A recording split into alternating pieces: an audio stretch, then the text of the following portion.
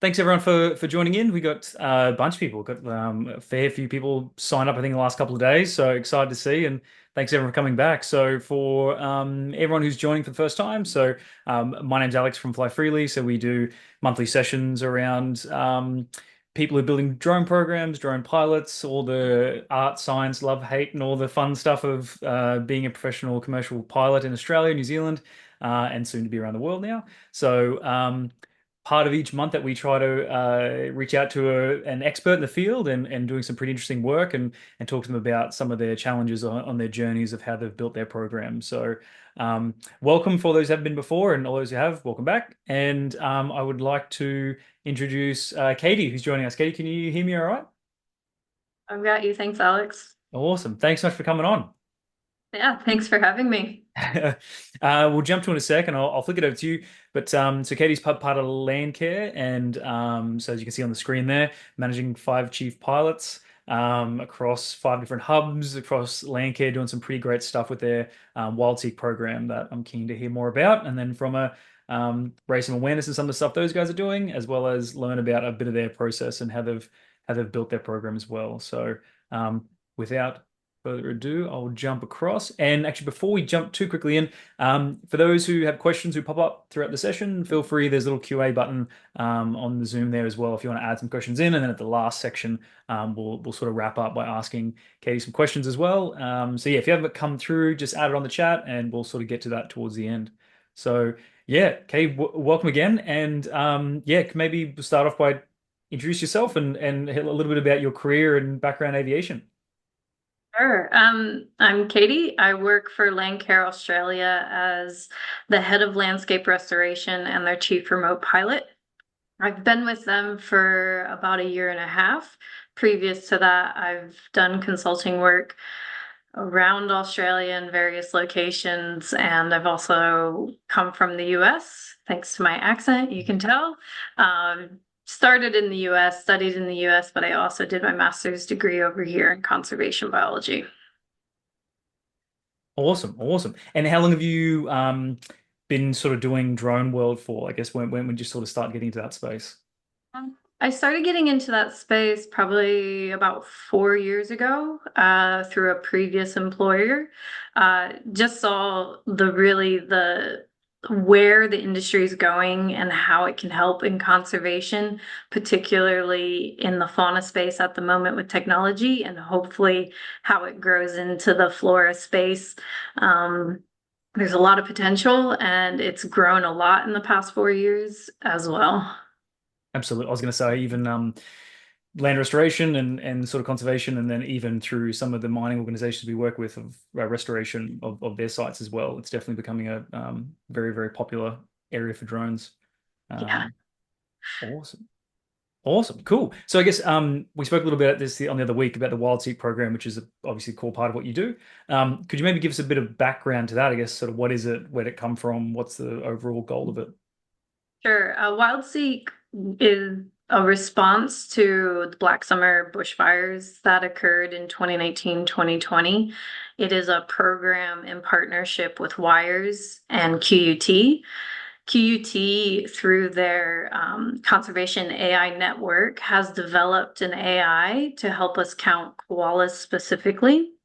And the program is looking to fill in gaps of knowledge of baseline koala populations and understanding where koala populations are for future work, planning, governance, helping landholders make smarter choices or understand populations if they're interested, helping governments understand where populations are, not-for-profits are all involved in this program.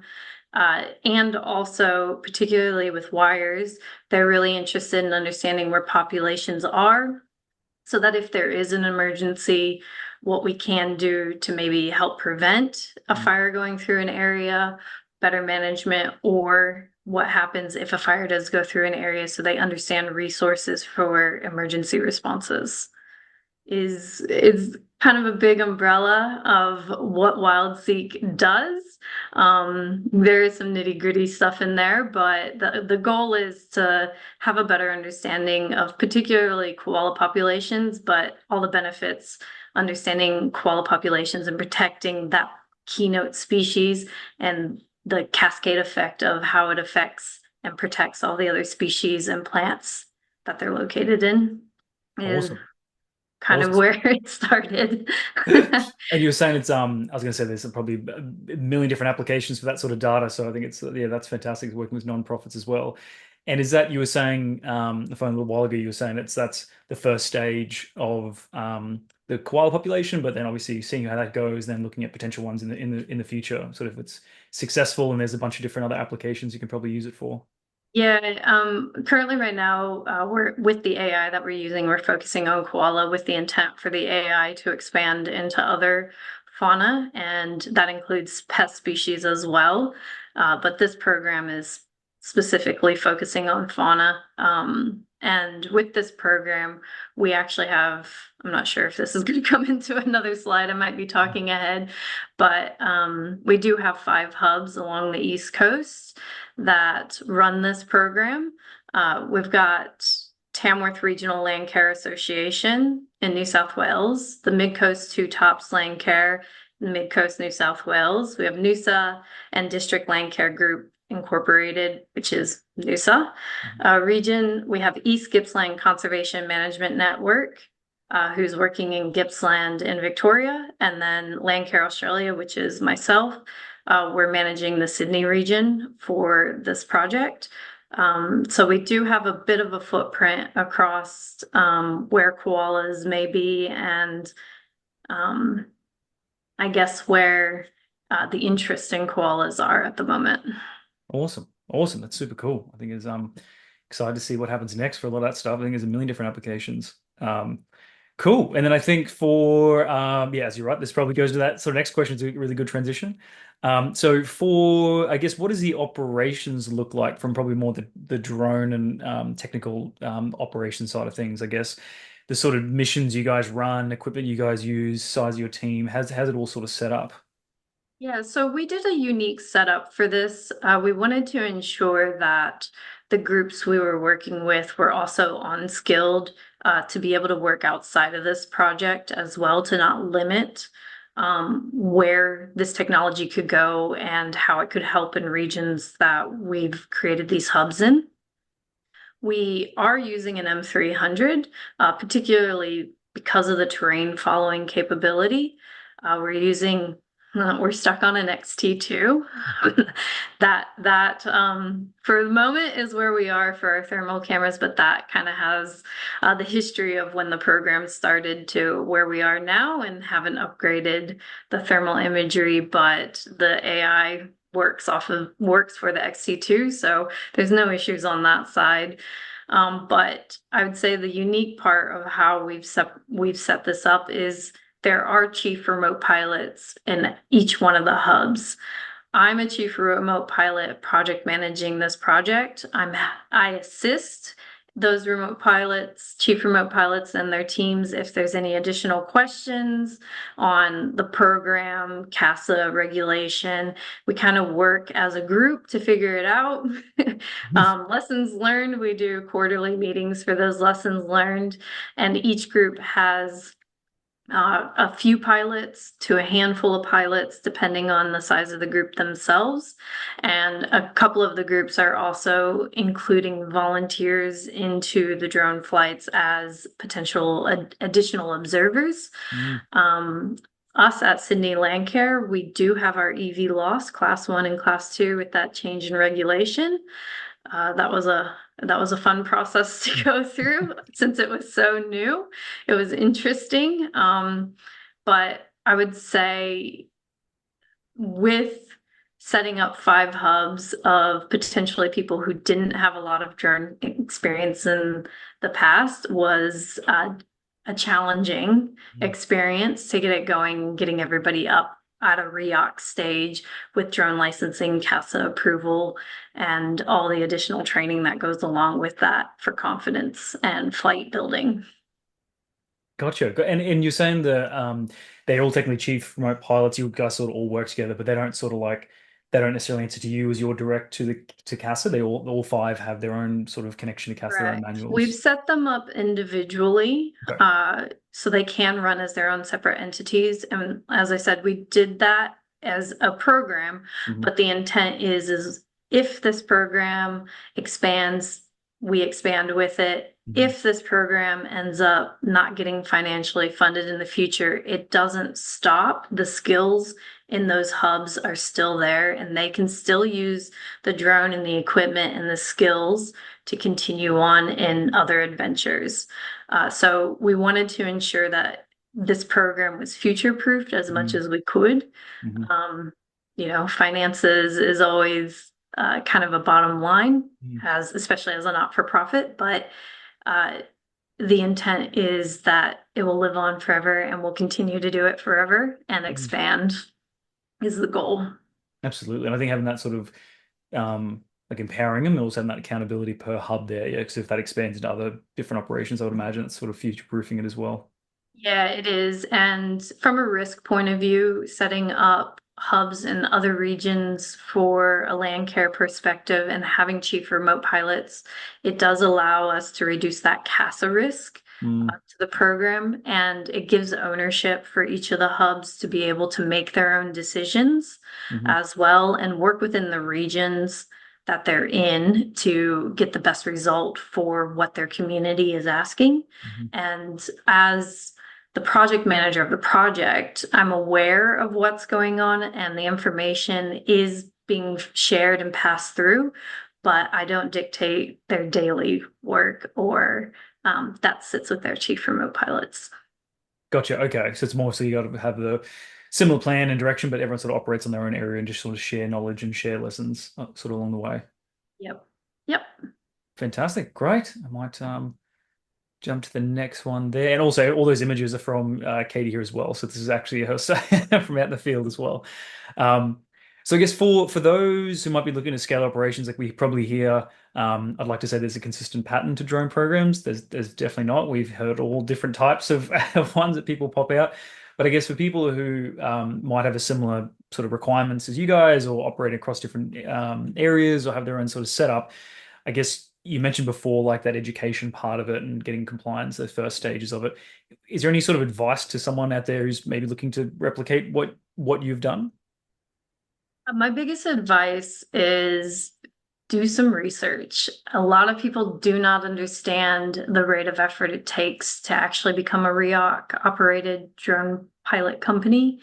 That caught us at the beginning of this project with, well, I wasn't on it at the beginning of the project, but when the project began, just the underestimation of how much time and effort it does take to get your CASA approvals, your drone approvals, even your state regulation approvals, because we are doing wildlife surveys. We do have additional certifications that we need to follow off of state, which is the animal ethics side of things. Mm. So there's outside of the drone world, there's other certifications that we need to follow and for approval, especially if you're looking to survey wildlife. And it's all that side of it's a bit more state-based as opposed to CASA regulated nationally. Mhm. So do some research on what you're getting the drones for and the intent of the drones, and also have a little bit of research in the technology.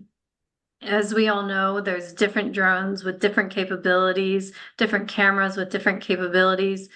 But one of the things that I'll say is get your ear to the ground on the production of those technologies, particularly FLIR. If we would have been a little bit of ahead of the game, we probably would not have gone with the XT2. The XT2 is now a redundant product, Mhm. but if you can get ahead of the game and get into some of those tech forums and get on to some of those main tech people that are creating that, you might get ahead of the game and hear that they're changing or moving on from a piece of technology because this particularly cameras is very expensive. Mm. So getting caught with some redundant technology is hard in this industry, and this industry will continually change. So do some research on, try to do as much research as you can on if there's going to be a tech change coming through. Usually companies will start leaving some breadcrumbs that it's going to happen and Mm, preparing the industry that particular file type might not exist anymore, mhm. or that they'll be coming out with a new product as well. Right, okay. And is that you mentioned those forums? Is it sort of just any sort of random online ones, or is it any sort of ones you Yeah. recommend? Like sort of. Yeah, I don't have any specific ones. Some of the people on this chat might have some ones that they really like, but you can definitely go down some rabbit holes. But particularly if there's any announcements from the tech companies themselves, if you're a DJI or not DJI fan, Mm, even like I said, most of the cameras come from specific companies like FLIR, which is the US base that develops a lot of that technology. They'll it's a company. They'll start preparing the industry for an industry change and mm, working on that. So it's a hard one because it's mhm, going to continue to change, but understanding that technology to also help make the best choice on the technology you need for your particular uh, application is really important because they're expensive pieces of equipment. And if you mm, get the wrong thing, then you're kind of stuck with it mm. as Absolutely. well. Yeah, I was going to say that that was probably that second question, which you might have already addressed it then. Of, I guess if you sort of you said you sort of came through this partway through it. I guess if you were to sort of do this again and rechange it, would it be so there's education, the CASA compliance, having more time and realizing how much to it, sort of Um, future proofing those the drones or the technology used, like see what's sort of coming out. Is there anything else that you probably would have changed that would make it probably a bit easier now to scale or at least run things a bit smoother? um, I would say having a good partnership with a training organization Mhm. for the Repel appliances. There's a lot of drone training organizations out there, some better than others. Um, that can be a trap as well. I'm not going to plug any any drone companies out there, but there are some that I prefer over others Mhm. for sure. And there's some that are industry leaders out there training, and some that are out there kind of ticking boxes. So do your research on if who you're going to go with to get your REPL license. Some of them will walk you straight through a REOC, and it's a tick the box process, but then you might have to go back and update your manuals and your procedures. And some other ones may actually create it to what you need right now and work with you. Mhm. There is different price tags on those, but do your research on that aspect of getting started as well, Mm, mm, um, with that industry. And then I guess understanding your state license requirements as well. Like I said, if you're doing something specific like we are with fauna surveying, and understand what your state regulations are mm. around conducting surveys and requirements outside of CASA.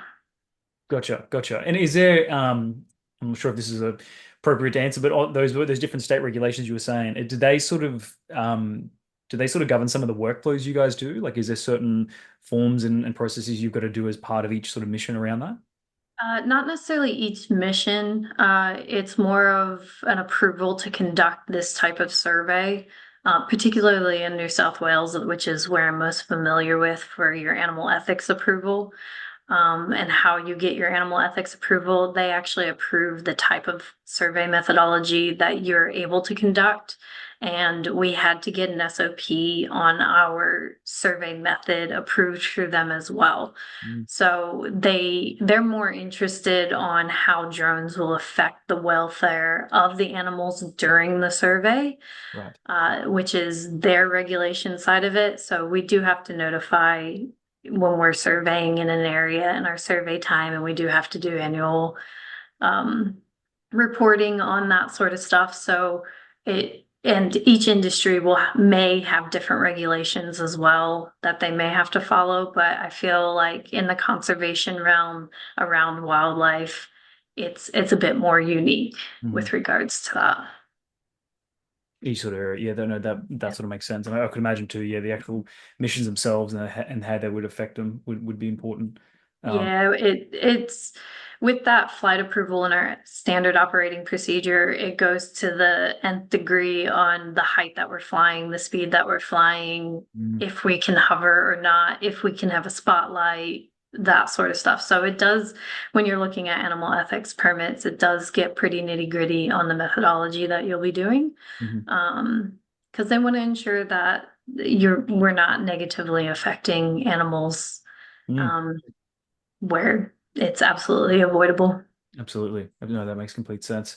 Um, great. Cool. And I guess probably not as much as a plug, but more of a, I guess, how do you run probably the process side of things? I know you use FlyFreely for some of it, but looking at, I guess, with your five different CRPs across the different areas, do you guys share similar workflows, authorities across each other, or you said those quarterly catch-ups, you sort of just share information and then let everyone do their own thing?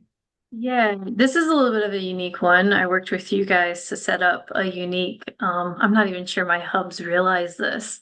Uh, and I'm pretty sure a few of them are on this call, but I can actually look at their WildSeek specific flights. Gotcha. So it was a unique little kind of backdoor alleyway into this, uh, where we don't necessarily share the same workflows, but I have the ability to see where they've conducted flights Hmm. through the FlyFreely app Hmm. or online, I guess. It is beneficial for me to be able to see that, but I'm not able to report or pull any of their information Hmm. and anything outside of WildSeek. Just if any of them are on the hub, I can't see if We're it's we're outside of Wild. Yeah, we're only maybe watching the right things. I'm not stalking, I promise. And I'm sure they know I'm not stalking because I'm constantly asking them for the amount of area they've flown recently. So Yeah, I think yeah, they know that nice. I'm not stalking them. But I Fly Freely is a different, and I am going to do a plug for it. Um, I do enjoy Fly Freely, especially that app, the field app that you do have. It does allow for me as a chief remote pilot to know that the swims are being done or the risk management is being done before the flights. It's a guarantee that those are being conducted and the procedures for start and takedown or landing and shutdown and all that sort of stuff, and easy to track our maintenance. It's also really easy when I find additional information for my pilots because they were brand new pilots, particularly in Sydney, for me to put additional information in the library and make sure that they're reading it, or at least it ticks off that they've read it as reference documents as well. And it's made, I say Fly Freely is probably a more user-friendly application from a pilot upward, I would say, platform. Mhm. Um, and it has allowed um, me to be a bit more confident that it's being done correctly from my pilots. And the reporting aspect of it, where you can click a button and send a report out, has been useful to get approval from landholders Mm. or government agencies to fly on their land as well. It's Mm. kind of an easier click of the button. Also, I didn't think about the landholders too. Yeah, that's a good point. But no, thank you so much for that. It's a very nice plug, and I think Yeah. yeah, we'll check that we're just spying on the missions that matter, so we're not trying to spy on Yeah. everyone. Awesome. Cool. I guess looking forward into the future, you said before, like looking at the koala side of things, getting the data to make sure that for a couple of different areas and sort of use cases. But I guess looking forward, only where appropriate to share. But I guess where do you sort of see it for 2025? Is there any big milestones or things you guys are aiming for next year? Well, we do have quite a bit of area to still fly for next year. I think we have around about half of our flight area, so around 4,000 hectares to still fly across the five hubs. Mm, So it's still quite a big area to fly, mm, and that data and the benefit of us as not-for-profits conducting this is we can have access to private landholders where a lot of the data that is known is on public land. So your government agencies, they fly fauna surveys quite frequently and have been along the East Coast doing a pretty big charge on trying to figure out their koala populations, but they can't access private land. So this program with 2025 is that continuation of finding those pockets and understanding koalas out in the general public. Mm. And I guess for a long-term goal is using this data in a meaningful way and using this data and making sure that landholders, government agencies, other not-for-profits can take this data and use it for hopefully the government's using it for understanding, planning, future governance sort of information in the future, or even understanding if a big fire has gone through, how long it takes for koalas to come back into an area and understanding that recovery of those ecosystems. Long-term goal, we would love to continue this, and long-term goal, I wouldn't even say it's a long-term goal. I would love to expand this program into other hubs Mm. next year if we had the funding to do so.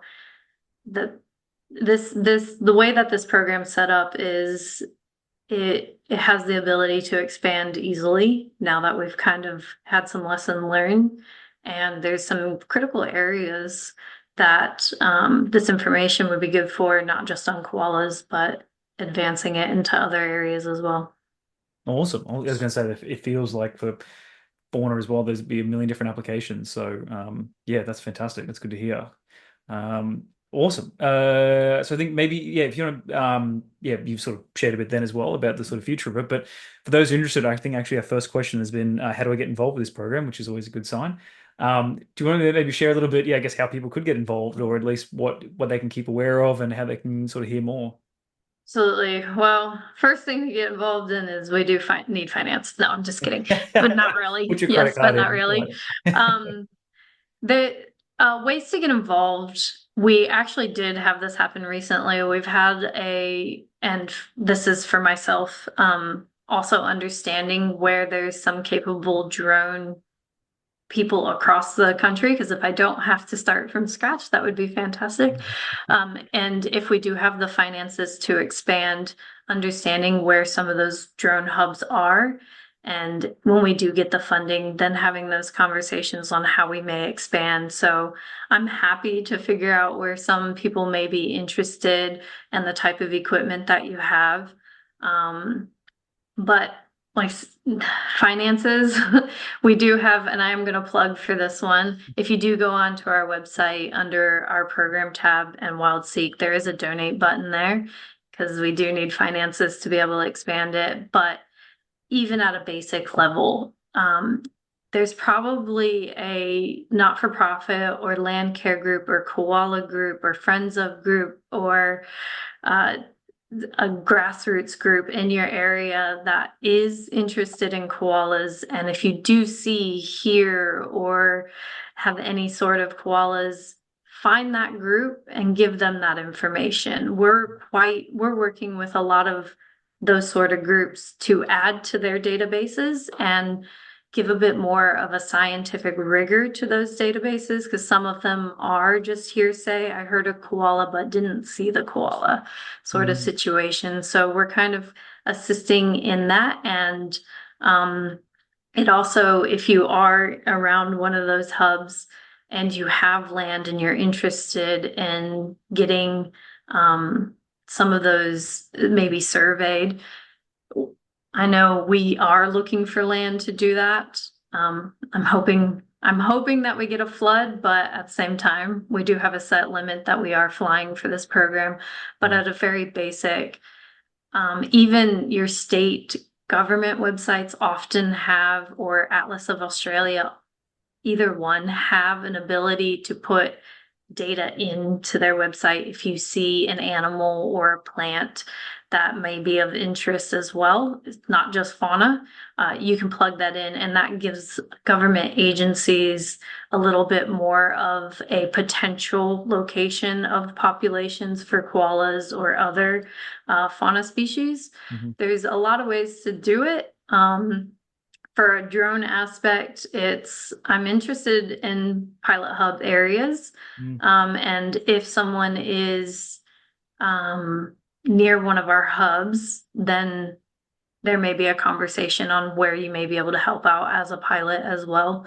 Because we can get spread pretty thin. Mm. And I have been having conversations with wires on what we do as a next step for emergency response with drones. Is there some way that we can use drones in an emergency response? So there may be, from a wires perspective and or other state emergency response units, in Victoria, Wildlife Victoria, for example, maybe looking for that, understanding that we do have a lot of CASA regulations to work through that, but there is there's a lot of potential. But right now, I think I rattled off 10 things, but That's awesome.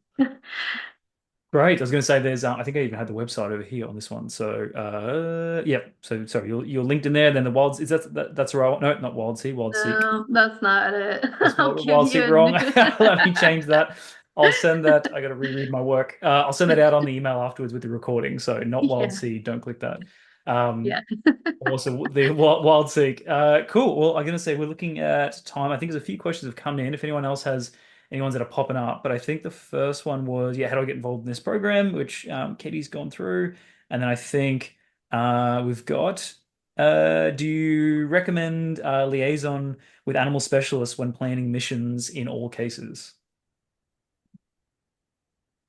Um, I guess that one catches me off guard because I consider myself a little bit of an animal specialist. Yep. So you've got like internal sort Um, of capability already. yeah, yes, yes, particularly in areas where you could have sensitive species, and understanding how you may be affecting the fauna in particular.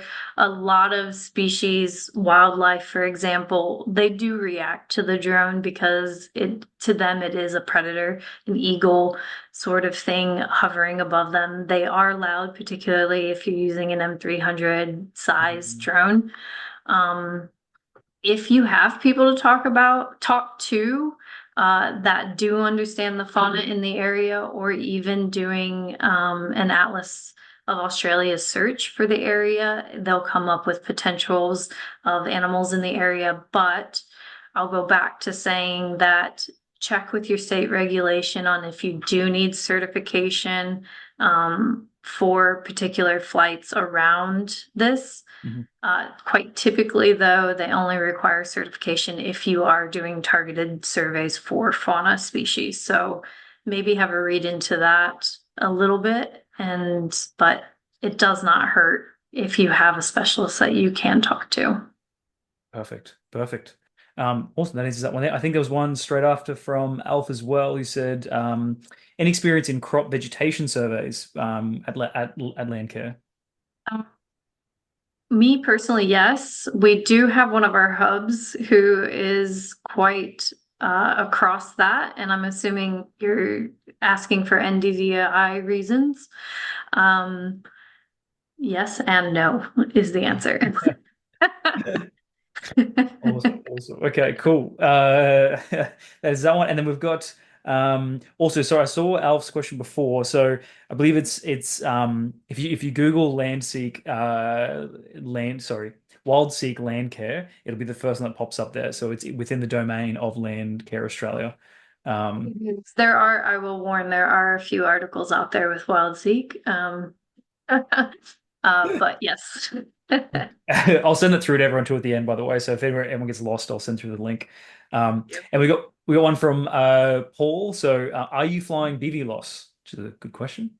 BV loss, no, we're not approved for BV loss. I did take the exam for BV loss, which was interesting, but as Landcare Australia, we haven't taken the next steps to be approved for BV loss. We have stuck to EV loss, and um, part of that reasoning is we do have the ability to tap into some of those volunteers to extend our visual line of sight. Perfect. Perfect. And was there for the BV loss, you said, so there's no sort of future aspirations or any sort of use cases out there that BV loss Oh, might there's be? absolutely a ton of use cases for it. But BV loss, from just a cost perspective at the Mm, moment, we've mm, chosen not to go that direction. And with the additional cost requirement for your flight approvals with CASA, we've chosen not to do that because we don't have a ton of money just to, every time we need to do a flight mm. sort of thing. So, but I personally have done that exam so that if we do choose to, until my exam expires and I have to redo it, we could step into that, but I don't foresee us doing that in the next year or so. Perfect. Awesome. So if anyone else there wants to sponsor and donate a whole BB loss apparatus, feel free to. Cool. If there's, I'll just give it a second. Looks like that was answered. Thanks, Paul. If there's no other questions, we're almost just before time, which has been good. Was there anything else, Katie, that you wanted to cover off on, or anything else you wanted to share about the program that might be helpful to some of the listeners out there?